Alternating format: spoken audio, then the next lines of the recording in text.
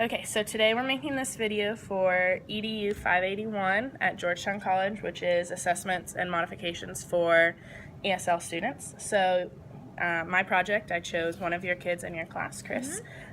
He's a first grader, and you gave me a lot of great background on him. He's from Mexico, his family dynamic, and all sorts of stuff. So basically, the first thing you do before you give an assessment is you need to look at this page, which is his Program Service Plan, or PSP, and this is based on his WAPT kindergarten score, which is the WIDA Access Placement Test. And it gives you a score, and it shows that Chris is low in listening and speaking, which is the only thing that the WAPT scores for kindergarten. So that shows us that he is entering level student with English language proficiency. So this gives you, the PSP gives you all sorts of instructional accommodations that would be used throughout the year in the regular classroom for him, and then once he gets into 3rd and 4th and 5th grade, that's his testing accommodations for the K-Prep test.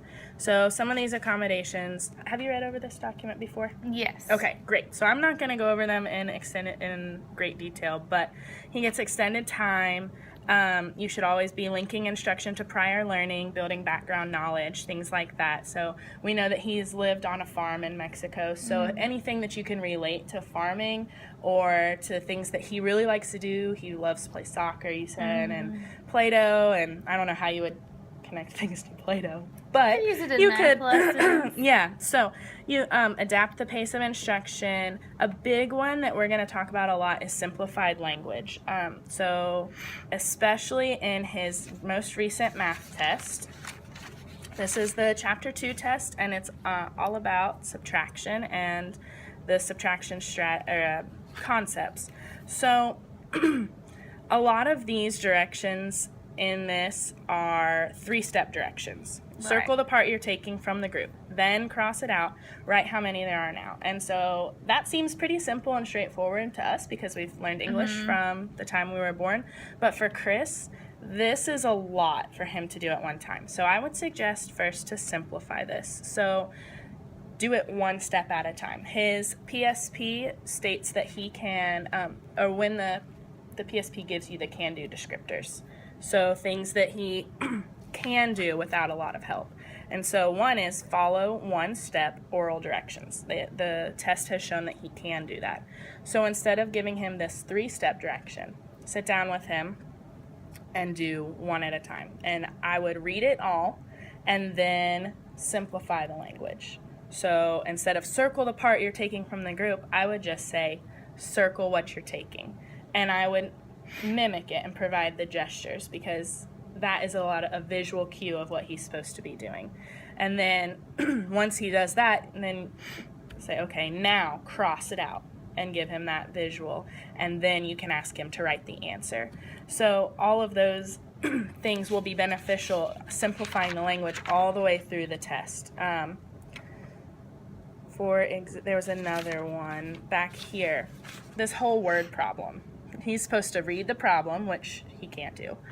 Draw a model to solve, which he can do. That's another one of his can-do descriptors. He can label familiar objects or pictures. And there was one that said that he could match objects to labels and do the drawings and label it. So he can do that and complete the number sentence, which is something he can do. The only thing that's holding him back in this assessment is the language part. So by having you read this to him, that will be extremely helpful. And again, breaking it down into simplified language. Instead of using Mr. Bear, that's kind of confusing for him because he doesn't have that. He's going to be taking this very literally. He doesn't know, or he might know, but it might be a little bit of a stretch for him to think about an actual bear. That might be a confusing part for him. So just supplement that with I, or Miss Riley catches 8 fish, and have him, another modification would be to provide manipulatives throughout the whole test. I know some teachers are only giving manipulatives on certain ones or no manipulatives at all and just drawing, but for Chris, having that tangible thing for him to play with and move about, that will really be beneficial to see what his math content knowledge is without this language barrier.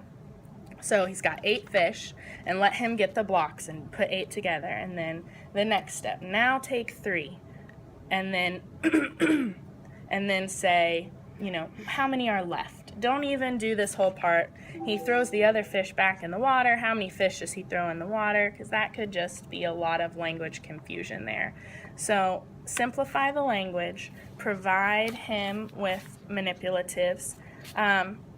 It's first grade, so I'm assuming you read the questions on the test aloud to everybody. Yes, correct. Okay. That's awesome. Chris might need to work at a slower pace than the rest of the kids in the class because he's trying to process the language directions as well as the math content, where the other kids are just processing math content. So allowing him some extra time to complete the test, or providing him a quiet space away from everybody else if there's any way that he can work in the ELL pull-out room, or if you could maybe have him take the test with you while the other kids are completing a journal entry or something, that might be beneficial. This last number 12, is fairly straightforward. Write the subtraction sentence that the picture shows, which he was able to do, but then that last little bit says explain. And as you can imagine, that would be very difficult for someone who is just learning English. So instead of having him write it down, allow him to explain those thoughts orally to you. So maybe if he's comfortable doing it in Spanish and then kind of seeing what you understand from that and helping him translate that into English, or allow him to say it in Spanish and then ask, can you do that in English for me? Because you've said that he's reluctant to speak English, but that he knows more than he's letting on. He does. Another way would just be, instead of allowing him to orally dictate it to you, allow him to just simply label this drawing with a few simple words or phrases and counting that as an explanation. In Spanish or in English, the labels would be? Or yeah, I would say, since you know a little bit of Spanish, if he is comfortable writing it in Spanish and can spell it better, I would let him do it in Spanish and then work with him. Like, don't just take that, but work with him on finding the English words so that he's can match them up, still learning English. So before you give a test, it's important to determine 3 things. Is the assessment valid? Is the assessment reliable? And then what modifications do you need to provide? So we just took this test because it was very easy to take modifications, or take this test and make the modifications and accommodations, but in reality, that's something that a teacher should be doing before the test to make sure that you're really understanding what he knows. So for reliability, it's the degree to which the test yields the same results no matter how many times you give it.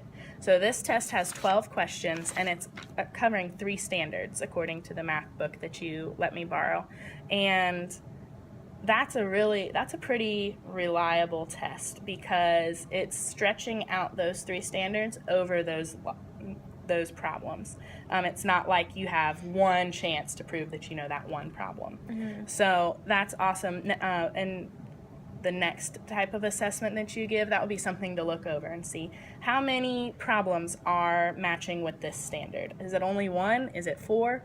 4 would be a very reliable test. You're giving him multiple opportunities to prove what he knows. To see if the test is valid, you need to see if it measures what it's intended to measure. This is intended to measure math, not language.